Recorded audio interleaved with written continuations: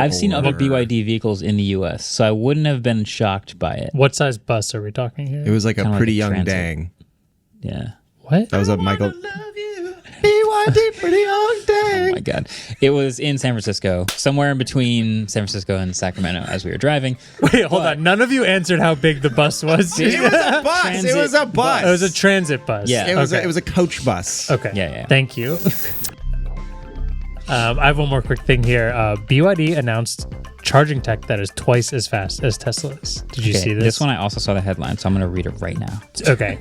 I can just summarize it for you real quick if you'd rather. Okay. Yeah. I thought you just did. No, BYD they announced their Super E platform that can charge at peak speeds of 1,000 kilowatts or 2 times as fast as a Tesla V4 supercharger. I mean, obviously this is a good headline because they're going to directly compare it to Tesla, which is always hot in the news. But I think aside from that, this is still pretty impressive.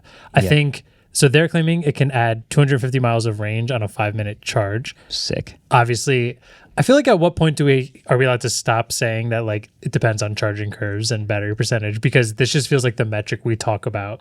Miles EV per chargers. like minute of charging. Like peak miles per Yeah.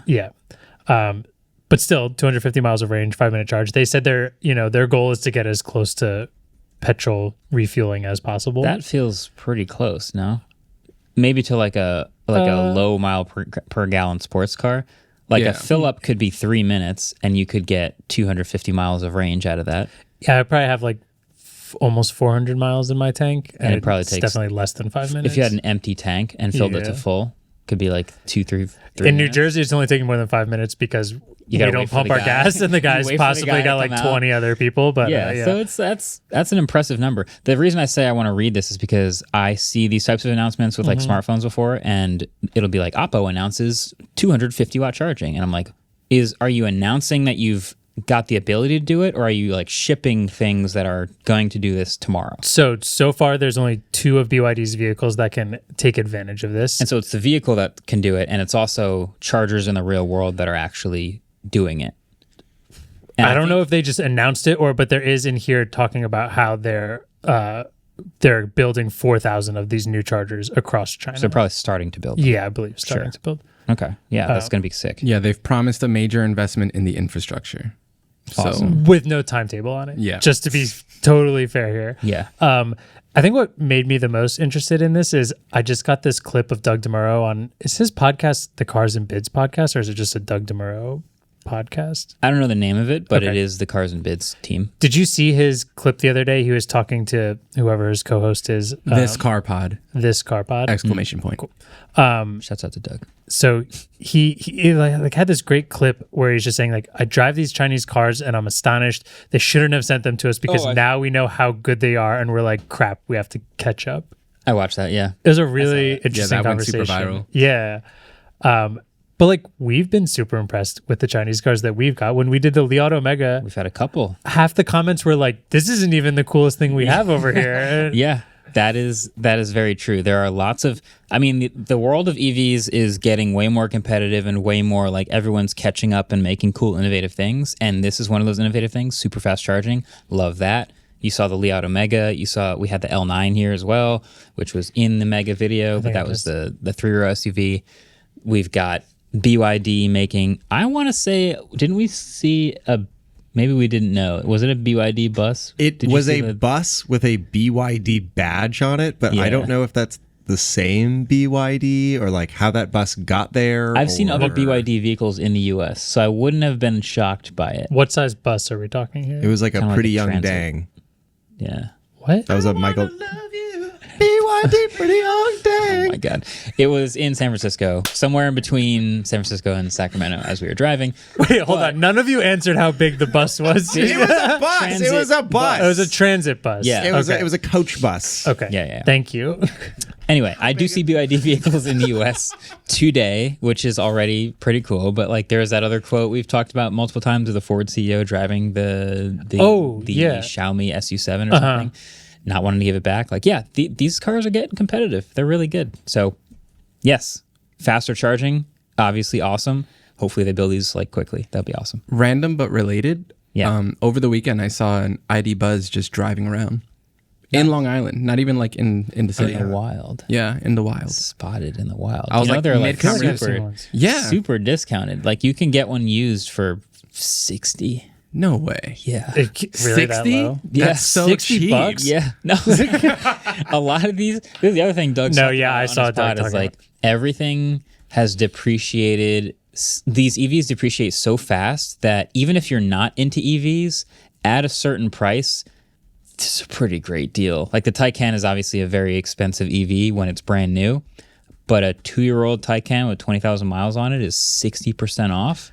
And so I didn't watch the whole clip of him talking about that, but is that because we don't know longevity of EVs yet, or we don't have a used sales market? Or he was saying a Nissan Leaf is basically free at this point. Yeah, it's because it's kind of like a piece of tech. Like when you think about a 2-year-old Android phone that's been used and how it doesn't hold its value because the tech is moving along so quickly that there's no reason for it to hold its value. The new tech is just that much better. Why would you buy the old one?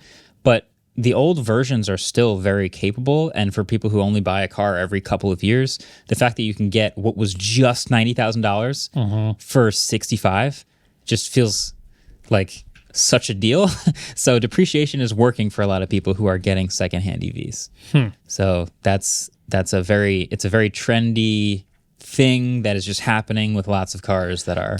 One more question before I know Alice like audibly gasped looking at something over there. So before he tells us what prices I'm assuming he saw, do you think like a lot of people buying, they're becoming way more mainstream now, but a lot of people buying EV who would be buying new ones and selling them is like they're more tech head-esque people, and like updating that feels like more like you're upgrading your phone or your tech versus then like upgrading your car. Most people, I mean, like every car I've ever bought is like, I've bought this, I'm going to take as much time not paying towards the financing as possible once I'm done until the wheels are falling off. Yeah, so I guess for people buying new EVs now, it's definitely still early adopters, but it's creeping into the middle of the bell curve. So I think Teslas are everywhere and they feel pretty safe. Most people are cool buying a new. It's the most popular car in the world, obviously. But in the Rivians and Lucids and a lot of other new EVs, it's still mostly early adopters. But, you know, they're proving out. People are buying them, using them for hundreds of thousands of miles, and they're becoming more trusted as time goes on. I will say there's like I have the R2 pre-order. I really believe in Rivian. But every time there's that one article that pops up here and there of like, will Rivian make it to blah, blah, blah, I just go, man, am I like pulling a Fisker? Not that I think they're like Fisker, but like that's a scenario that's really scary of buying a car that's that expensive and then a year later it being a brick pretty much. I've talked about this on the Autofocus channel and with a lot of other tech reviews. When I review a piece of tech, I generally pay no attention to the stock price of the company. I just don't care how the company is doing. I'm a very product-focused person. But the one exception that I've had to make is reviewing electric vehicles where people are expected to own them for 6, 7, 8, 9 years, and it's possible that the company that makes and services it won't exist in that amount of time. And these aren't off-the-shelf parts that your mechanic has. Like. Yeah, even Rivian now, like I'm well aware of very long lead times for replacement parts, repairs, and things like that. I've got a little dent on my hood from like one of the first few drives where a little like rock dinged my hood. I'm never going to get that replaced. It takes like 3 to 5 months to get a new hood. So it's just like one of those things you have to think about with new EVs today. So that's why it's still mostly early adopters. They hear that stuff. It's kind of like horror stories. Whatever, I'll just get the like standard option and I'll not think too hard about it and I'll get an EV in a couple more years. But yeah, the bell curve is starting to get up there, I think. I also think that people buying EVs, at least originally, were people that could, for the most part, afford it and like be able to have that. And if something goes wrong, they could potentially get another car. Not like a brand new $70,000 car, you know, but like if this thing craps out on me, I could still afford to get like a $5,000 beater, you know, where most people don't shop for cars that way. They will get a used car and run it into the ground. Yeah. Like in the very, very earliest days of EVs, that's kind of how it was, where if you had bought a Model S or something, for a lot of people, that was not their only car, and they could rely on, I'm going on a road trip, I'll take the gas car. But I drive the Tesla for commuting and other stuff like that. That was true of like the earliest days of EVs when they were brand new and very expensive. But Speaking of commuting, Ellis found his new commuter car. yeah, what are you gasping at over there? Okay, so I found a listing at a dealership in Paterson, New Jersey for a 2012 Nissan Leaf. This is like, I don't know if this is the first gen, but this is like an early gen. Oh, that's the earlier one. Yeah, So early it's gen Leaf. talking like 80 miles of range or something like that. We're talking 60? 73 miles of range. Okay. Charges in just under 8 hours. No fast charge. It's blue. Yeah. How much do we think this car costs? How many miles does it have on it? It has 43,561 miles. That's a lot of miles for a Leaf. The funny thing is, when Doug used this example, he's like, "Oh no, the old Leafs still have some value to it. It's the new ones that are like." The newer ones were less silly numbers.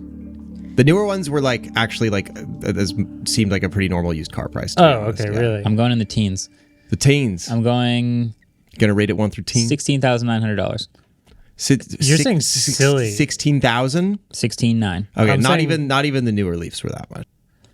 I'm saying like Oh my god. 4,999. $4,999. What if I told you that if this was Price is Right rules, you'd both be disqualified? No way. This Really? 2012 Nissan Leaf in Paterson, New Jersey is currently on sale for $3,499. And Crazy. I'm not an expert in the used car biz. Maybe someone could explain what's going on here better, but I just looked up the VIN number just to make sure, like, is this a salvage title? Is there something like seriously wrong with this car? I found a previous dealer who listed this as sold with 22 fewer miles on it. So I don't know if someone bought it, drove it for 20 miles and said, I'm done, or if that's just test drive mileage. That's It just went driving it from one dealership to the other. I wonder if a dealer bought it off But somewhere. but if you live or like an auction. maybe, I don't know, but yeah, so if you live in the North Jersey, Patterson's in North Jersey, right? Yeah. If you live in North Jersey, have $4,000 to kill and want and want a fine car. Just for context, that car new was $35,000 roughly. Wow. New Yeah. in Wow. 2012. Yep. Yeah. How much are used regular Leafs going for? Actually, at this point, I kind of want to make EVs the eBay game we play later. That'd be the category, but I think They're in the 30s. eBay Automatic is probably all of it. I see it. There's one in a Newark 2024 for 19. I see some 2017s for under 10. It's crazy because those cars, they're not bad. They just have no range. They're Here's just a little commuter 2020 Yeah. for And $9,000. Americans just hate compact cars for no reason. cars. Yeah. Yeah. It's so silly. We can do it, guys. I like them. Yeah, we all like them. I mean, we all like them. The Leaf, man. It's one of those. I reviewed the ID4 not that long ago. Mm-hmm. And I don't think it was a video. I think it was just for Top Gear, but I did like sort of put it in article form. And it is like I had this segment in the Top Gear articles where I would compare the EV to a household gadget to sort of contextualize how to think about where this one sits in the market. And the ID4 was a toaster. It's an appliance. There's nothing exciting about it. It's whether it's new or used, you can't even really tell. It's just a car. And that was fine. And it got you from point A to point B. That's what the Leaf is. It's just, you got a car, you got someplace to charge at work. Great, successful, mission accomplished. That's all you really think about with those. Hey, thanks for watching that clip. I heard Google is having trouble keeping things from leaking, and another thing that leaked is that there's going to be a new animation when you click the subscribe button. I don't know if that's true or not. I guess you'll just have to click it to find out if it's shipped, but it's definitely going to happen soon. From what I saw, was pretty cool. The renders I saw. The renders were sick. The concept videos were amazing. The leaks are everywhere. unboxing. It went so hard. You should try it out. So yeah. Also, it plays this sound. It's like the coolest sound. It's like the most beautiful sound you've ever heard. Like Yeah. you weep. Turn your volume up. Oh.